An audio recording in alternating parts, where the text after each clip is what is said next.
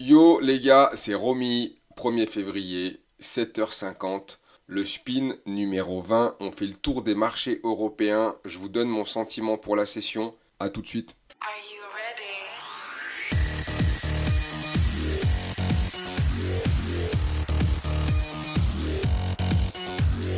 Allez, bienvenue tout le monde. Je fais vite. On regarde juste très rapidement ce que le Nikkei a fait, mais sans aller grave, parce qu'en fait, je me pars et je déblatère sur le Nikkei alors qu'on ne le traite pas spécialement. C'est pas le but là. L'idée, c'est de vous donner un sentiment de marché par rapport à la session Europe, et je vais faire quelque chose de court, de concis. Je ferai la même chose pour les États-Unis, 5 minutes, 5-6 minutes, et hop, hop, et on n'en parle plus comme ça. C'est rapide, c'est concis. Je vous dis ce que j'en pense, et vous en faites ce que vous voulez surtout. Allez, c'est parti.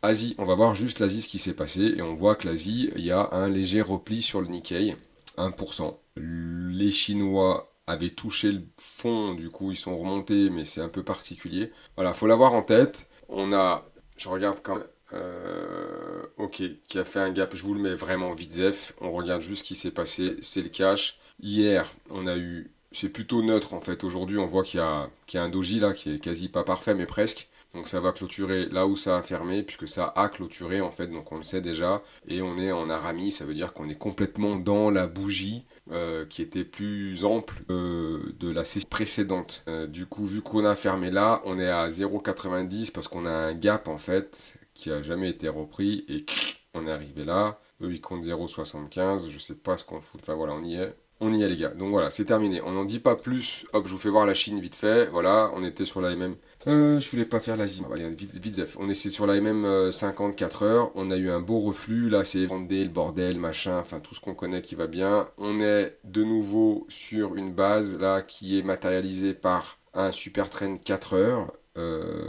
Voilà, pour vous en dire un peu sur l'Asie neutre. En fin de compte, après une séance qui était plus volatile hier, notamment due au FOMC. C'est ça dont je voulais vous parler. À la fin de la journée, Powell, il dit quoi? Il nous dit qu'il n'a pas changé ses taux, que c'est bien embarqué pour qu'il puisse y avoir doucement mais sûrement une baisse des taux, ce fameux soft landing, ou le moment où il va y avoir le pivot de la Fed. Mais, le mec, en fait, il dit juste ça, il dit rien, parce qu'il dit juste que, ok, les chiffres, et c'est vrai, l'emploi est solide, tout est solide, tout va bien, là, les datas, il a parlé des datas des 6 derniers mois, et tout ça est vrai, mais surtout, le mec, à la fin, il dit rien, parce qu'il dit, hop, le timing, on sait pas, on va voir ce qui se passe, on attend les datas, on attend les publications, on attend. Donc, en fait, le mec te dit que si tout va bien, ils vont baisser les taux, mais si tout va bien, et que pour l'instant, ils n'ont pas assez de data pour être sûr que tout va bien. Bonne journée, merci mesdames, au revoir. Et en fin de compte, ça fait assez incertitude pour les marchés. Je pense que c'est ça en fait que les marchés n'ont pas trop kiffé. Et on va voir ce qui se passe. Ça fait genre le mec en fait, il t'a dit qu'il savait tout mais qu'il savait rien en fait. Voilà. Donc il y a eu un peu de volat hier. Et moi, ce que je veux vous dire, c'est qu'on va partir et on le fait factuellement. On n'a pas le choix d'être factuel. Là, c'était la petite digression sur le FOMC. Alors oui, hier, on met une rouge, clairement, mais on met une rouge. Alors là, comme d'hab, les pointillés jaunes, c'est ce qui a eu les plus hauts, les plus bas de la nuit. Donc hier, pendant la séance US, quand c'était fermé à partir de 17h30 sur le cash Europe, parce que là on est sur le cash DAX, c'est venu creuser un peu plus bas. Et là, on a fait un pullback ici sur. On voit que le cash, il a même pas repris sa MM7. Donc si dans la nuit ça creuse et qu'on reprenait, pour l'instant c'est pas le cas, il se serait presque rien passé. C'est ça que je veux vous dire. On aurait eu un top, double, triple top. Et ce que je veux vous dire, c'est que on part de quoi? Tendance de fond, aller haussière. Alors là où c'est un peu particulier, c'est que, premièrement, et on va le dire tous les matins, il faut avoir un sens prioritaire. Ça ne veut pas dire que tu peux pas faire les deux, mais ça veut dire qu'il faut que tu aies un sens dans ta tête, où tu aies une priorité, où tu vas aller travailler ce sens-là. Tu vas aller attendre un rebond, ou un rachat, ou une vente sur repli, un achat sur repli, pardon. Il faut que dans ta tête ce soit clair. Parce que si tu es des deux côtés et que tu sais pas ce que tu vas faire, tu vas réagir émotivement aux fluctuations de marché et à la fin c'est pas du trading, ça s'appelle du pifomètre. Donc là, je sais que c'est paradoxal parce que la tendance de fond elle est méga haussière, mais on est à un endroit où on voit que les vendeurs aussi montrent leurs dents et que on est plus sur des niveaux où on va aller chercher des ventes pour avoir une ligne directrice, pour savoir ce qu'on fout dans ce bazar. Ok. Une fois que ça s'est dit, et c'est là que c'est une mécanique un petit peu plus complexe que ce qu'on a l'impression au niveau des émotions notamment et de la psycho pour comprendre ce qu'on fait dans ce bazar, c'est qu'on se retrouve OK à la vente. On cherche majoritairement des ventes OK. Ça, en tout cas, c'est mon biais, si on peut le dire, même s'il ne faut pas en avoir, c'est mon sens prioritaire, on va dire ça comme ça. Mais il faut avoir en tête que la tendance, elle reste haussière et qu'on ne l'a même pas trop cabossée, en fait, cette tendance-là. Vous voyez, il faut être hyper factuel. Oui, si on repart d'en bas, si on la prenait entièrement, on n'a même pas fait, enfin, on n'est même pas venu faire les 23,6. Vous voyez? Donc on ne peut pas dire que on est vraiment affaibli. C'est bien. Et vous voyez ici, on est revenu, j'ai mis la ligne jaune là, c'est les plus bas de la nuit. Et en fait, on se rend compte que on est en train de faire un espèce de... C'est pas impossible que les marchés viennent ranger là-dessus. En fait, ce que je veux dire par là, il faut pas... Je sais que c'est... Et c'est pour ça que c'est pas si simple. Quand t'es là, il faut pas mettre la maison. Quand t'es là non plus. Et qu'en fait, il faut accompagner tout ça. Et c'est là qu'après, il faut comprendre ce qu'on fait là-dedans, avoir des setups pour rentrer et pour sortir. Ce que je peux vous dire là, c'est que oui, hier, on met une rouge, mais non, on n'est pas à la cave. Voilà, c'est la nuance que je voudrais vous donner ce matin. Parce que on n'est pas à l'abri qu'ils prennent un coup de chaud là et qu'ils remontent aux ATH et qu'on ait un espèce de range qui vienne s'établir entre ces deux bornes là, qui serait un intermédiaire pas parfait, mais vous voyez, je ne l'ai même pas fait, regardez, entre l'ATH d'avant et celui-ci. Vous voyez, on n'est pas à 50, mais on n'est pas loin des 50. Vous voyez, c'est pas le milieu parfait, mais on n'est pas à l'abri que là, du fait qu'on ait une conjonction au niveau des 16 800, la zone des 16 008, ils l'ont retesté cette nuit, on va voir ce qui se passe, peut-être qu'ils peuvent la retester une paire de fois, et on va voir si on a des correspondances au niveau de cette zone, en sachant qu'ils sont venus, vous voyez, dans la nuit, ils sont venus tester ici. On a clôturé là, ils sont venus tester ici. Donc, je veux juste mettre un bémol. Si on recasse cette zone par-dessous là, on a un scénario où ça peut peut-être aller chercher à la vente la zone d'en dessous plus bas. Pourquoi pas? Pourquoi pas. Et on aurait des bébés 4 heures qui sont fermés quand même là. Vous voyez, les bébés elles se ferment. On a été ici, on a un super trend 4 heures, on a une MM7 4 heures qui arrive en une MM50. Vous voyez, il y a du monde quand même. C'est pas dit que ça. Ce que je veux dire par là, c'est que c'est pas dit que ça passe comme ça droit, comme un i. Ok?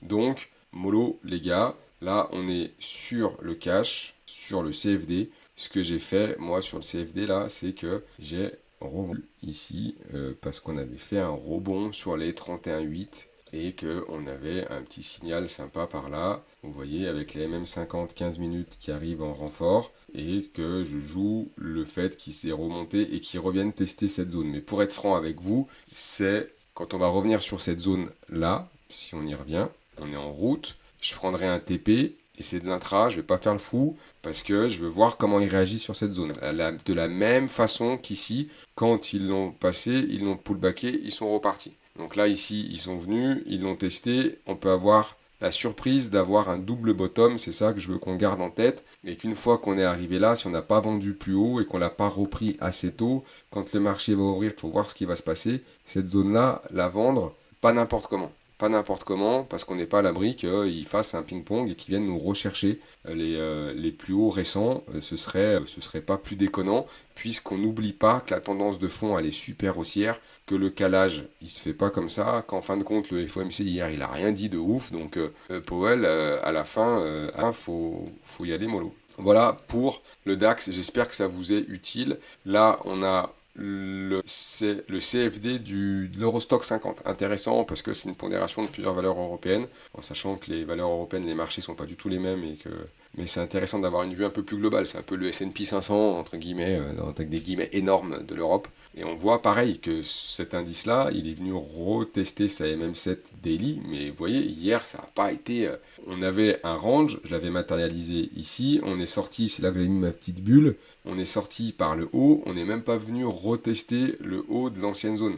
Donc en fait, ce que j'essaie de dire, et je ne sais pas si c'est clair, pour pas se mélanger, c'est que factuellement, on n'a pas une dégradation de ouf quand on voit d'où on vient en fait. Vous voyez, là c'était un peu plus marqué, on a eu un retest de la MM50 daily, là on a un retest de la MM7 daily. Vous voyez, donc on est vraiment dans quelque chose qui est péchu sur l'Eurostoxx 50 aussi, et vous voyez, la dernière fois quand je vous ai dit là on repart, ça voudrait dire qu'il y aurait un upside possible Si lui, il y va pour le DAX, parce que le DAX, c'est une grosse pondération de ce truc-là, bah là, c'est pareil. Donc, malgré, vu qu'il a rien dit hier, bon, bah ok, on avait fait un plus haut, c'est simplement un mouvement dans une théorie de dos classique, et on n'a rien de dingue, on n'a pas une rouge qui est venue se mettre là, qui inciterait à se dire qu'en weekly, c'est une folie, ouais, on peut se retrouver ici. Vous voyez, il y a de la route encore, il y a une route de folie. Vous voyez la tige qu'il y a eu la semaine dernière. On est loin de l'avoir reprise. C'est pour ça que mon biais, j'essaie de synthétiser. Je reste à rechercher des ventes sur des rebonds, ce que j'ai fait ce matin, et pour l'instant, elle donne quelques points.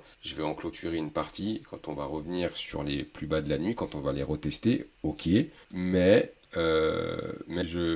n'y a pas réellement de signal Stratos pour rappuyer comme des sourds à la vente. Ok. Il faudrait qu'on remonte un peu pour bien faire. L'idée, c'est que c'est pas impossible qu'on aille chercher à chaque fois un peu plus haut. Et moi, ma façon de faire dans ces cas-là, c'est d'aller chercher, revendre. Je vais pas acheter, vendre, acheter, vendre, acheter, vendre parce que je vais me faire défoncer, je le sais. Donc là, on cherche à vendre et on va chercher à vendre les rebonds. Ça rebondit. Alors là, en vrai, on est là. En vrai, on est là. Tac. On a fait ça, là on a rebondi, là on a revendu. Moi je vais couper une partie ici, vous voyez, donc je vais garder un tiers de ma position. On y est presque arrivé, je vais voir comment ça se passe. Et après, là il y a une fois qu'on arrive, cette zone-là, elle est intéressante, parce que là on a une zone de convergence. Donc à partir de là, on va chercher des setups, en sachant que, oui, en intra, on pourrait racheter si ça remonte là. Mais à voir, mais c'est pas. On serait dans le sens de la tendance. En réalité, on serait dans le sens de la tendance, mais là, on est plus arrivé sur des endroits où vendre est psychologiquement peut-être plus simple à faire. Donc, en tout cas, moi, c'est la façon dont je vais opérer. Mais une fois arrivé sur cette zone-là,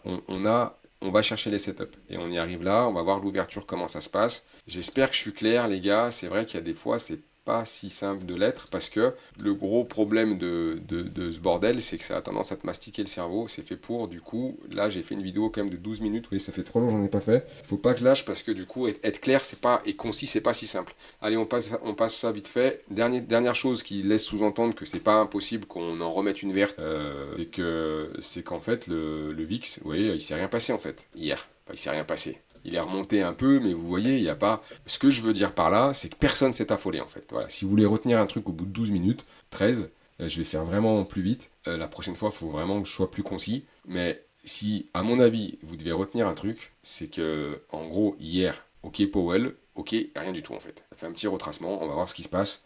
Faut pas se dire que parce qu'on a mis une petite rouge hier, c'est la fin des haricots, vous voyez. Parce que, allez, après j'arrête, promis, mais le DAX... Le dos, on le voit bien sur le dos. Ce que je voulais vous faire voir, on est sur le dos, sur le cash. On a une belle rouge, c'est vrai, mais regardez. Hier, la dernière fois, on avait une belle rouge aussi ici. On se rend pas compte parce que le dos, c'est cochon. Le dos, vu qu'il cote 38, presque 40 000 points, un écart de 1%, ça fait 400 points. Donc, vous voyez, 400 points à la tige, là. Et ce que je veux dire par là, c'est que ça n'a pas empêché. On était à peine venu tester la MM7. Et vous voyez, derrière, bon, on a eu un retest quelques jours plus tard et on est reparti. Parce que le fond de la tendance, il est Stratos. Il est vraiment fort. Là, regardez celle-ci, et ben, elle fait un peu moins. Si, pareil, même combat, vous voyez, elle fait 450 points. Donc c'est à quelque chose près, c'est la même chose. Et gardez en tête, ok, c'est vrai, plus on monte, plus on arrive dans des zones qui sont casse-gueule, c'est vrai. Mais là, on avait le même discours. C'est simplement là-dessus que je veux attirer votre attention. Et ça aura fait 14 minutes pour ça, les gars. Je vous laisse. Je vous souhaite une bonne après-midi, une bonne journée, pardon. Une bonne séance européenne. On se retrouve pour vous donner mon sentiment par rapport à ce qui se sera passé pour la séance US. Ciao.